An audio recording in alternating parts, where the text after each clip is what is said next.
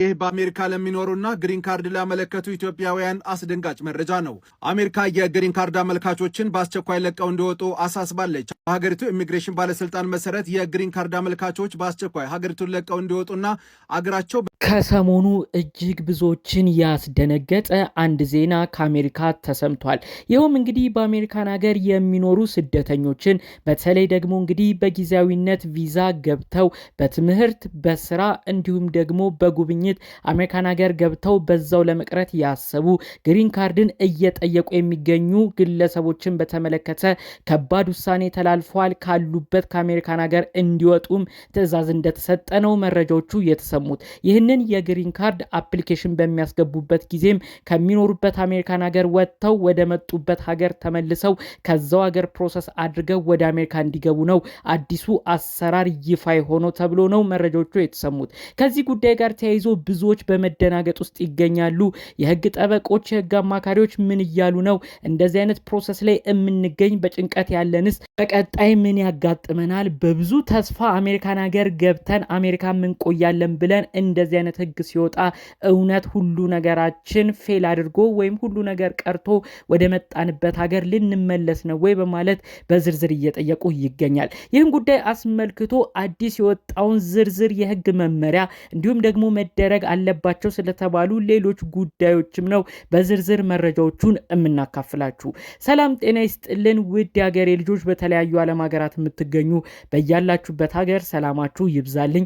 ዛሬም አዳዲስ በሆኑ መረጃዎች ብቅ ብለናል። ለዚህ ቻናል አዲስ ከሆናችሁ ሰብስክራይብ በማድረግ ሁሌ የምንለቃችሁ ቪዲዮዎች እንዲደርሱ ይሁን። ቀጥታ ይዘን ወደ መጣ ነው ዝርዝር መረጃዎቻችን እናመራለን። በቪዲዮ መግቢያ ተመልክታችሁታል ብዬ አስባለሁ።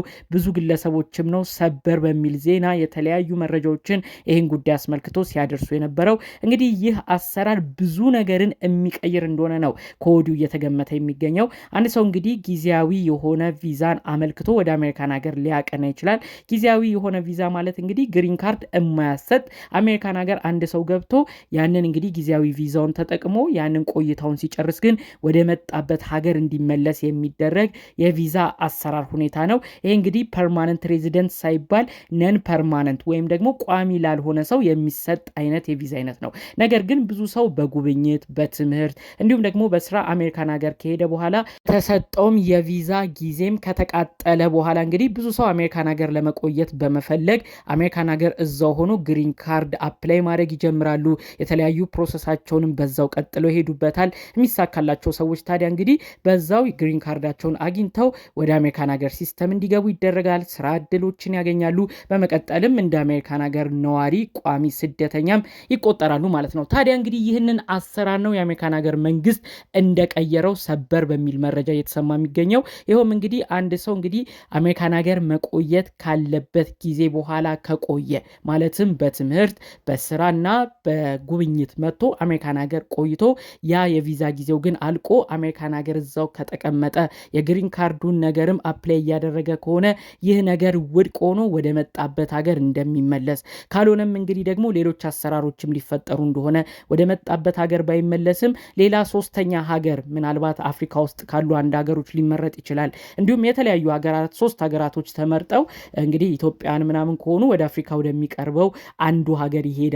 ሀገራቸው ኢትዮጵያ መመለስ ካልፈለጉ ታዲያ በሌላ ሶስተኛ ሀገር ሆነው ወይም ደግሞ ሀገራችን መግባት ነው የሚፈልገው የሚሉ ሰዎችም ሀገራቸው ኢትዮጵያ ገብተው ይህንን ቪዛ ፕሮሰሳቸውን ካሉበት ቦታ ሆነው እንደሚከታተሉ ታዲያ ከዛ በኋላ እንግዲህ ግሪን ካርዱ የጠየቁት ጥያቄም ተቀባይነት ካገኘ ተመልሰው ወደ አሜሪካ እንደሚገቡ ካልሆነ ግን በዛው እንደወጡ ከአሜሪካን ሀገር እንደተለዩ በዛው እንደሚቀሩ ነው መረጃዎቹ የተሰሙ የሚገኘው። ይህ አሰራር እንግዲህ ብዙ ነገርን ነው ድብልቅልቁን ያወጣል ተብሎ ከወዲሁ እየተገመተ የሚገኘው። በዚህ ፕሮሰስ ላይ የሚገኙ ብዙ ኢትዮጵያን እንዲሁም የሌላ ሀገር ስደተኞች ከጉዳዩ ጋር ተያይዘው ገና ካሁኑ መጨነቅ ጀምረዋል ማለት ነው። እንግዲህ የተለያዩ የህግ ባለሙያዎች እያሉ ያሉት ምንድን ነው?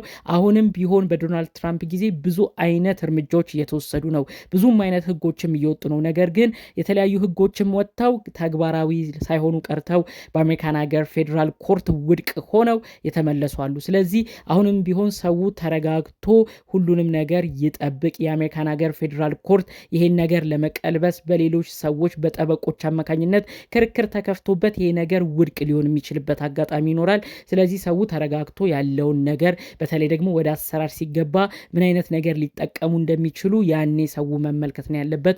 ኮዱ ግን መጨነቁን ቢተው መልካም ነው በማለት ነው እንግዲህ የህግ ባለሙያዎች ሲያማክሩ የነበረው ማለት ነው። እንደምናስታውሰው ከዚህ በፊት እንግዲህ የተለያዩ ሀገር እንዲሁም ደግሞ ኢትዮጵያን ጨምሮ እንግዲህ ቴምፖራሪ ፕሮቴክትድ ስታተስ በሚባል ወይም ጊዜያዊ ጠለላ በሚባል አሜሪካን ሀገር ይኖሩ የነበሩ ኢትዮጵያን የሀገራችንን ልጆች ጨምሮ ሁሉም ወደ መጣበት ሀገር እንዲመለስ የሚያደርግ አሰራር እንግዲህ ጸድቆ ነበር። ነገር ግን ይሄ ነገር ልክ አይደለም ተብሎ ፌዴራል ኮርቱም ይሄን ነገር እንዲመልሰው እንዲቀለብሰው ተደርጎ ነው እንግዲህ ፌዴራል ኮርቱ ከጠበቆች ጋር በመከራከር ይህንን ኢሚግሬሽን ሴንተር ያወጣውን ሙሉ ውድቅ በማድረግ እነዛ ሰዎች እንግዲህ ቴምፖራሪ ፕሮቴክትድ ስታተሳቸው ወይም ጊዜያዊ ጠለላ አግኝተው የሚኖሩ ኢትዮጵያን የሀገራችን ልጆች ጨምሮ በዛው አሜሪካን ሀገር እንዲቆዩ የተደረገው ማለት ነው። አሁንም እንግዲህ ይሄ አሰራር ምናልባት በጠበቆች በተለያዩ ሰዎች ድጋሜ ቅሬታ ቀርቦበት ሊቀለበስ ይችላል። እስከዛው ግን ሁላችንም በትዕግስት እንመልከት ነው እያሉ የሚገኘው። እንግዲህ ከዚህ ጉዳይ ጋር ተያይዞ ግሪን ካርድን አፕላይ የሚያደርጉ ጊዜያዊ ቪዛን ይዘው አሜሪካን ሀገር ግን ጊዜያዊ ቪዛቸው ተቃጥሎ ግሪን ካርድን የሚጠይቁ የተለያዩ ግለሰቦች እንግዲህ ይህንን ህግም ሰምተው ገና ካሁኑ ተቃውሞ ሰልፍም እንደወጡ ነው በተለያዩ መረጃዎች እየተሰሙ የሚገኘው ማለት ነው። አጠቃላይ እንግዲህ አሰራር ላይ ሲገባ ምን አይነት ዝርዝር ሁኔታ እንደሚኖረው ከወዲሁ ለመገመት ያዳግታል ማለት ነው። እንግዲህ ከግሪን ካርድ አፕላይ ከሚያደርጉ ሰዎች በተለይ በጊዜያዊ ቪዛ ሄደው እዛው አሜሪካን ሀገር የሚቆዩ ስደተኞችን በተመለከተ ዋነኛ ሀሳብ ደግሞ ሌላ የሚነሳው ምንድን ነው? አሳይለም ሲከር ወይም ደግሞ አሜሪካን ሀገር ገብተው ቪዛ ፔሪዳቸው ተቃጥሎ ነገር ግን ወደ ሀገራችን መመለስ አንፈልግም፣ የፖለቲካ ጥገኝነት መጠየቅ እንፈልጋለን ብለው መቅረት ለሚፈልጉ ሰዎችስ እነሱ ላይስ ምን አይነት እርምጃ ይወሰዳል ብለውም የተለያዩ ጥያቄዎች እየተጠየቁ ይገኛሉ።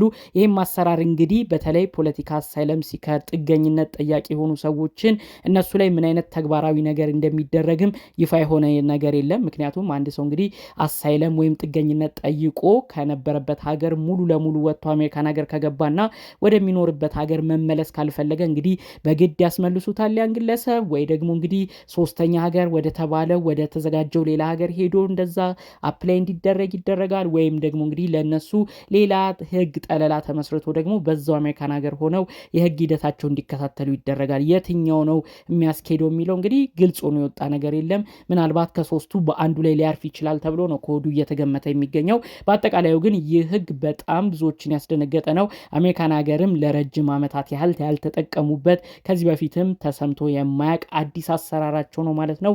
ወደ ተግባር ሲገባ ምን አይነት ኢፌክት ያመጣል የሚለው ብዙዎች ገና ካሁኑ ለመገመት ያዳገታቸው ጉዳይ ሆኗል።